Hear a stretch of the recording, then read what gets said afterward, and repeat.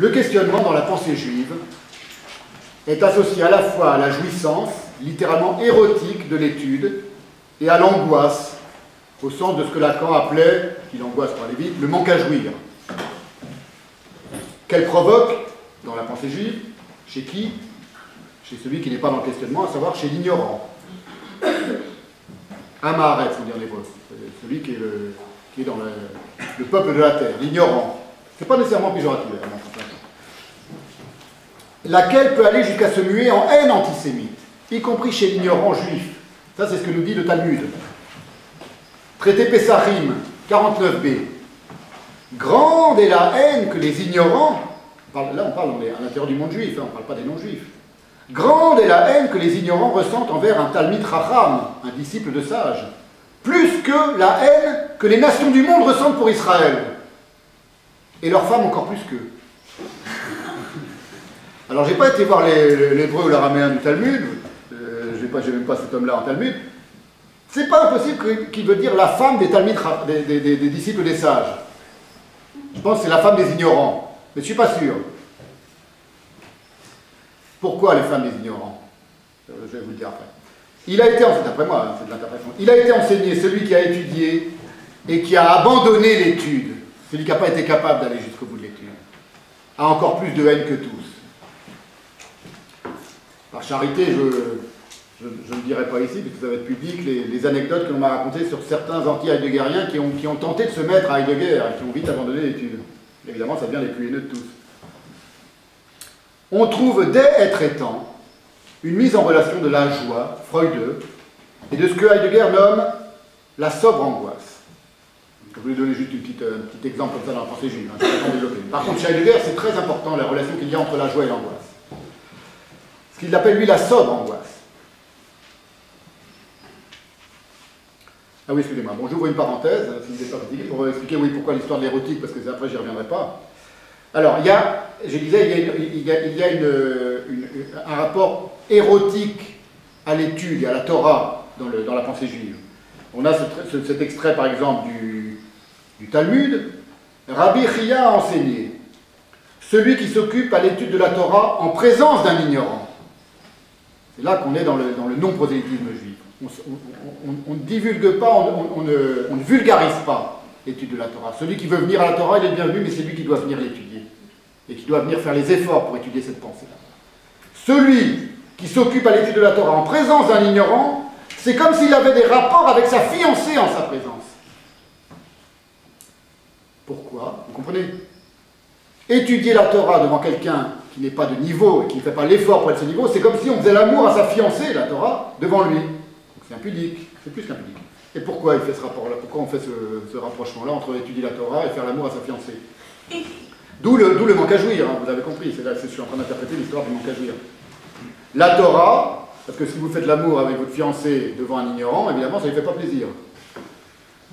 Sauf si c'est un pervers et un voyeur, mais dans ce cas-là, il ne faut pas non plus étudier la Torah devant lui.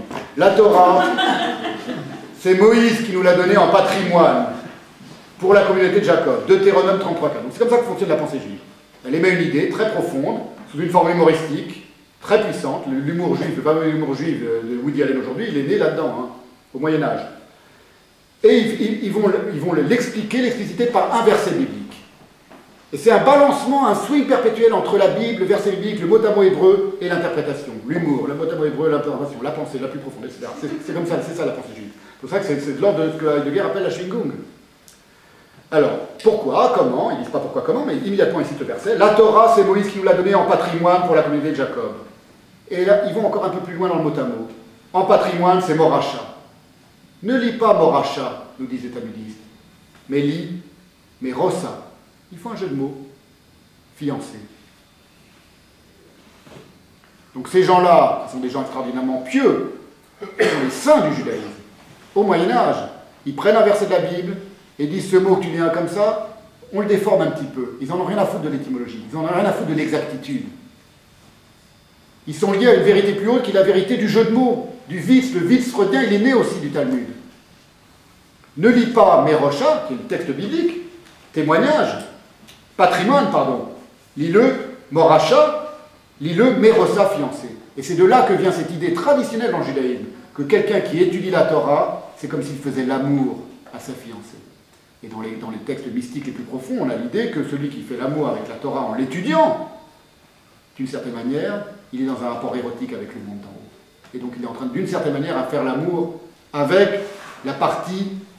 C'est des choses très fines, hein, c'est vraiment un manque de subtilité ce que je suis en train de vous dire. Mais il y a ça dans la pensée juive, avec Dieu, avec la partie féminine de Dieu, puisque Dieu a créé l'homme à son image et que l'homme est créé mâle et femelle, comme vous le savez. Ce sont des choses très puissantes dans la pensée juive que personne ne connaît. Personne en Occident ne connaît ça, n'a idée même de ce que c'est que ça. Bon.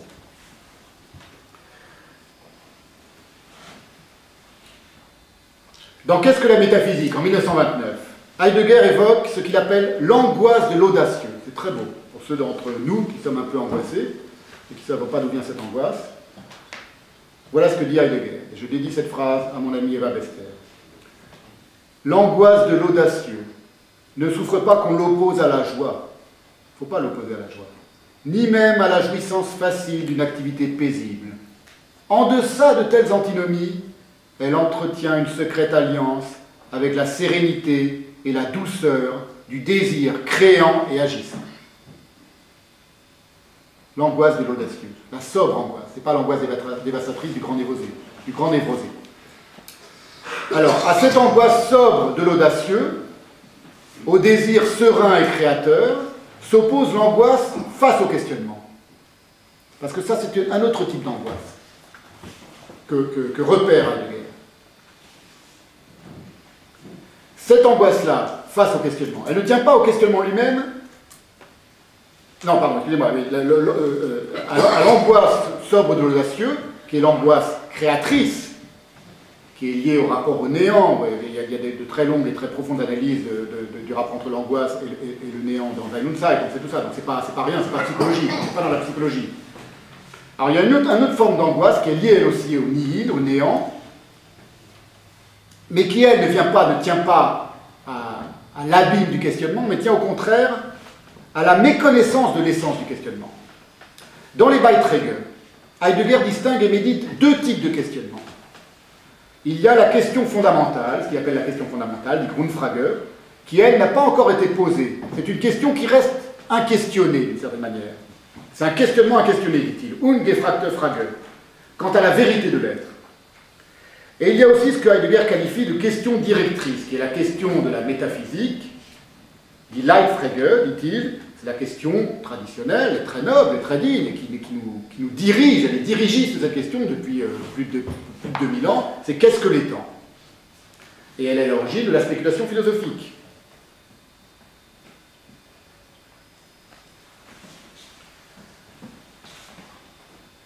Alors, la question directrice, qu'on pourrait même la qualifier de question dirigiste. Parce que leiten, c'est conduire, guider, diriger, mener, gouverner, régir, administrer. Donc c'est une question, une forme de question, une formulation qui dirige le monde. Qu'est-ce que les temps? Elle est à l'œuvre depuis Platon et Aristote, et c'est cette question-là qui, depuis plus de 2 millénaires, proprement interdit, au sens où l'on reste interdit, à la question fondamentale, l'autre question, celle du questionnement proprement dit, d'être questionné. Raison pour laquelle Heidegger, dans les Beiträge, évoque, par exemple, ça revient en permanence, la si indigente tradition du questionnement de la pensée métaphysique. Alors maintenant, si vous êtes un tant soit peu familier du chemin de pensée de Heidegger, ce que lui appelle marcher la marche qu'est le questionnement, c'est un chemin, c'est un cheminement le questionnement. Vous savez que l'angoisse et le néant ont partie liés. Ça vous le savez si vous avez lu attentivement Sein und Zeit, être et temps. Que le néant et le nihilisme ne sont pas non plus entièrement étrangers l'un à l'autre. Pas davantage enfin, néant et nihilisme, c'est les mêmes racines, ça, hein, que le nihilisme et le nazisme. Et voici ce que nous écrit le 21 décembre 1934. Donc il vient de démissionner du rectorat, Heidegger. Il écrit à Elisabeth Blockmann, je ne sais pas comment on prononce, l'angoisse devant le questionnement. Tout ça est lié à l'ensorcellement. Hein. Pèse sur l'Occident. Elle rejette les peuples sur des voies qui ont fait leur temps et les fait rentrer précipitamment en leur coquille vermoulue. Il ne s'agit donc pas d'une angoisse individuelle et subjective qui, face au questionnement, s'y refuserait en connaissance de cause. Ce n'est pas une angoisse qui s'y connaît en questionnement et qui du coup le refuse, comme les mutins du chemin des dames refusèrent d'aller au massacre. Non. Là, ce qui se refuse au questionnement, c'est l'angoisse devant l'angoisse. L'angoisse de l'angoisse, dit Heidegger, dans le Nietzsche. Et cette angoisse de l'angoisse, quels sont ceux qui l'éprouvent le plus manifestement? Nous dit Heidegger, ceux qu'il appelle les voyous publics, 1936, 1938, les nazis. Les voyous publics ont aboli la pensée, et mis à sa place. Alors, il est probable qu'il pense aux philosophes nazis, à ses collègues universitaires nazis, des nazis pratiquants, si j'ose dire. C'est valable aussi pour l'ensemble du mouvement nazi, de l'idéologie nazie. On ne sait pas, hein, dans le contexte, on ne sait pas trop à qui il pense. Il parle de ses contemporains nazis, c'est sûr. Les voyous publics, il les appelle les voyous publics, ont aboli la pensée et mis à sa place le bavardage. Ce bavardage qui flaire le nihilisme partout où il sent son bavardage en danger. Cet aveuglement de soi face au véritable nihilisme, cet aveuglement qui ne cesse jamais de prendre le dessus, tente ainsi de se disculper lui-même de son angoisse devant la pensée, mais cette angoisse est angoisse de l'angoisse. Tout ça est valable pour les gens dont nous allons parler tout à l'heure, les contemporains. Ailleurs, dans une conférence faite en 1937, intitulée « La menace qui pèse sur la science », 1937, Heidegger évoque clairement l'angoisse éprouvée par ces gens qui se prennent pour des seigneurs. Il revient sur l'idée de l'angoisse de l'angoisse. Et puis les voyous publics, c'est ces gens, dit-il avec mépris, qui se prennent pour des seigneurs. C'est les nazis, évidemment. Alors on a une illustration tragiquement célèbre de ce type d'angoisse devant le questionnement. Elle est même tellement célèbre et tellement évidente que personne n'y pense. Mais c'est vrai, c'est exactement ça que décrit cette anecdote, célébrissime, c'est celle que Primo Levi raconte lorsqu'il est à Auschwitz et qui pose la question « Warum ?» au gardien d'un camp qui vient de lui arracher le morceau de glace qu'il s'apprêtait à lécher, tellement il crevait de soif et de faim.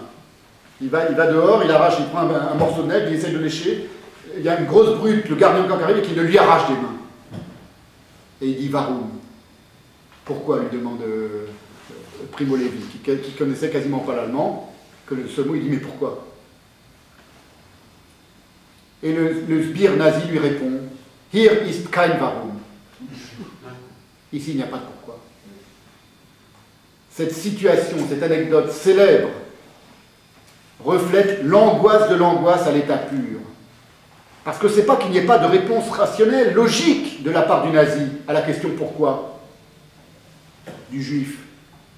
Il aurait suffi aux nazis de rétorquer à Lévi « Parce que tu es juif, parce que je suis nazi, et parce que ta souffrance désaltère ma jouissance bien davantage que ce glaçon ta soif. » Ça, c'est la réponse logique. Il y a une réponse au pourquoi. Ça me fait jouir de te faire souffrir. Tu es un juif, je suis un nazi. Donc, la question pourquoi n'est pas réellement sans réponse, mais elle est sans fin dans son questionnement. Tout le monde entend dans cette anecdote que lorsqu'il dit pourquoi, c'est pas juste pourquoi tu m'as enlevé la neige de la bouche. C'est pourquoi y a-t-il du nazisme plutôt que rien. Entendre cette question comme question, c'est-à-dire entendre dans cette question ce qui questionne sans fin, reviendrait à faire vaciller tout l'édifice théorique du national-socialisme. Telle est la raison pour laquelle le soldat nazi, plus philosophe qu'on l'imagine, et qu'il ne savait lui-même, répond « Kein Warum », pas de pourquoi. S'il y avait un pourquoi, alors le nazisme lui-même se met à osciller, le pourquoi du nazisme, la raison d'être du nazisme se met à osciller si tu te mets à la questionner. Et c'est pour ça qu'il dit « pas de pourquoi » plutôt qu'un banal « parce que ». C'est comme ça, ça doit exister aussi l'équivalent en allemand, la réponse. Il aurait pu dire pourquoi, ben comme ça, c'est comme ça. Non, il dit here is kein Warum. Ici il n'y a pas de pourquoi. Et lisant cette anecdote de Primo Levi, on peut manquer de penser par contraste au poème célébrissime également d'Angelus Silesius qui s'appelle Sans pourquoi, Ohne Warum, ou Ohne Warum en vieil allemand, et où s'expose maintenant la vraie nature magnifique du questionnement. Le Kein Warum du nazi, c'est l'angoisse devant le questionnement. Le Ohne Warum d'Angelus Silesius, c'est le vrai questionnement. La rose est sans pourquoi.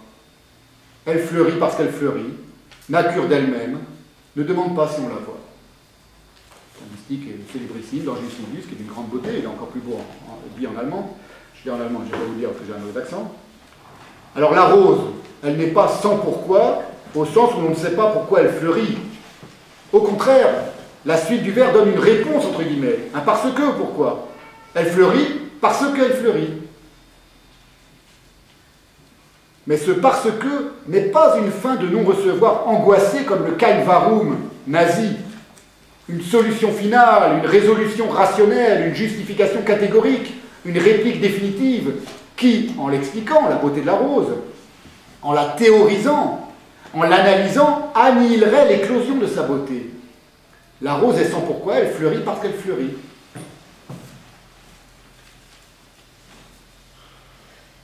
Si le parce que de la rose échappe à toute botanique, de sorte d'ailleurs que la botanique, c'est pas un hasard, s'est acharnée à fabriquer des roses, artificiellement, c'est précisément parce que cette éclosion n'est pas un résultat, ni un fait, ni un état, ni une réponse, cette éclosion de la beauté de la rose, ni un étang dissocié de son être par la fabrication, mais une manifestation évidente autant qu'invisible, une présence indécelable, la signature indivisible et insouciante de sa beauté, de la rose. Alors de cette apparente tautologie, qui ne peut manquer de rappeler toutes celles dont résonne la pensée heideggerienne, on les connaît, elles sont fameuses, ce sont de véritables tautologies questionnantes. La parole parle, le temps donne temps, c'est comme ça que ça a été traduit, die Zeit gibt, le monde s'ordonne au monde, Weltwelt, c'est des tautologies très fréquentes, enfin, assez fréquentes dans la pensée Heidegger. Elles participent aussi de ce véritable questionnement qu'on voit à l'œuvre là dans le poème d'Angelus Silesius. De ces tautologies, il faut dire ce que Heidegger exprime à propos du fragment 6 de Parménide dans la thèse de Kant sur l'être. C'est la tautologie au sens le plus élevé, qui ne dit pas rien, mais tout. Ce qui donne sa mesure à la pensée initialement et pour l'avenir. C'est pourquoi cette tautologie dissimule en elle du non-dit, du non-pensé, du non-questionné. On revient à l'inquestionné, la question inquestionnée, qui est la question, l'autre question, qui n'a pas encore été posée. Le sans pourquoi de la rose, c'est, au sens de la pensée juive, l'autre nom de sa gratuité. J'ai écrit des pages entières sur la notion de gratuité dans la pensée juive, j'y reviens pas. Ce que la sentence ne dit pas, comme en Heidegger, dans le principe de raison, ce que cette sentence d'Angelus Silesius ne dit pas, et qui est tout l'essentiel, c'est bien plutôt ceci qu'au fond le plus secret de son être, l'homme n'est véritablement que s'il est à sa manière, comme la rose, sans pourquoi. Alors peut-être savez-vous que le Zohar, le Sefer HaZohar, ce grand chef-d'œuvre de la mystique juive, commence dès les premiers mots, dès les premières pages, dès les premières lignes, par comparer la communauté d'Israël, les juifs, les fameux juifs, sauf qu'on ne les appelle pas comme ça dans le Zohar, à quoi? À une rose. Mais c'est plutôt un midrash extraordinaire sur un verset de la Genèse qui exprime à sa manière le sans pourquoi juif du questionnement infini. Ce qu'on pourrait qualifier de joie des poissons, en référence à un apologue fameux de Chuang Tzu. La joie des poissons juifs, c'est quoi? C'est tiré d'un verset de la Genèse 48-16, où, c'est une bénédiction, puissent-ils se multiplier comme les poissons au cœur de la contrée. Vaïdégou larov bekerev haaretz. Genèse 48-16. Vaïdégou, c'est pas puissent-ils se multiplier comme des poissons, ça c'est ce que donne les traductions, c'est un mot formé à partir du mot poisson. Dag, dagim, poisson. Vaïdégou, qui poissonne, pourrait-on dire. Larov, beaucoup, rav, beaucoup, comme dans Avraham, père d'une multitude, beaucoup. Bekerev, au cœur, mais ça signifie aussi la rencontre, Bekerev. Haaretz, la terre, Haaretz Israël, la terre d'Israël.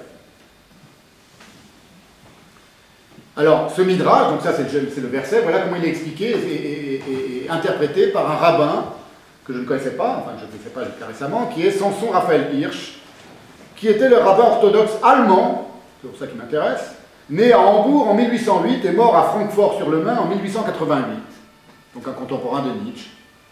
Jeune disciple du grand rabbin de Hambourg, Isaac Bernays, qui était le grand-père de la famille Bernays et le grand-père de Martha Bernays, que tous les psychanalystes présents, les lacaniens et les freudiens connaissent très bien, qui était la femme de Freud. C'est une seule et même grande famille, et donc le rabbin que j'ai cité maintenant était le disciple de ce grand rabbin de Hambourg. Donc là, c'est Samson Raphaël Hirsch qui parle. Dans son Sidour, le Sidour, c'est le livre de prière traditionnel. Et un livre de prière, c'est jamais seulement un livre de prière dans le judaïsme, c'est aussi un texte dans lequel on donne des interprétations. Et il explique pourquoi, dans ce verset de la Genèse, on compare une des bénédictions, on compare le peuple d'Israël, les enfants d'Israël, à des poissons. On dit ils vont poissonner comme des poissons, ils vont se multiplier comme des poissons. Quel rapport? De même que les poissons jouissent d'une vie calme, mais satisfaite et joyeuse au-delà de ce que les êtres humains peuvent concevoir.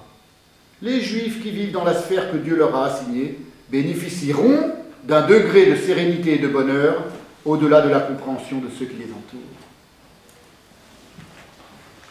Ceux qui questionnent, dit explicitement Heidegger dans les Beiträge, sont aussi les rares, le petit nombre, les happy few, qui ont le courage d'affronter, de supporter, d'endurer, de questionner l'angoisse, éprouvant dans cet affrontement le plaisir et la joie de la pensée. D'ailleurs, tout cela est à mettre en rapport avec une phrase d'un autre recueil de Midrashim très célèbre, le Tseena Ureena, qui date de 1622, qui est un recueil de commentaires traditionnels en yiddish que ma grand-mère possédait, qui date du XVIIe siècle. Il était offert à toutes les femmes juives pieuses pendant des siècles, dans lequel il est dit, lorsqu'un juif devient païen, on dit qu'il chute dans la multitude.